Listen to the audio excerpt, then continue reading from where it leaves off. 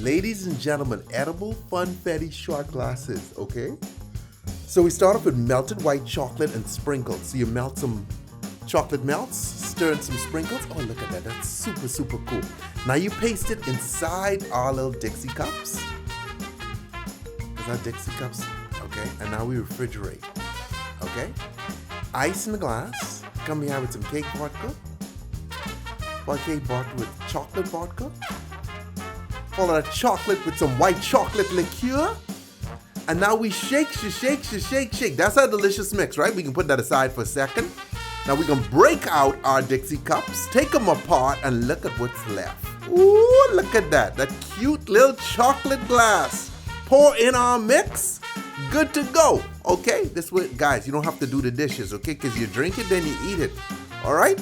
Drop some sprinkles from the heavens. I love it. It's real cute.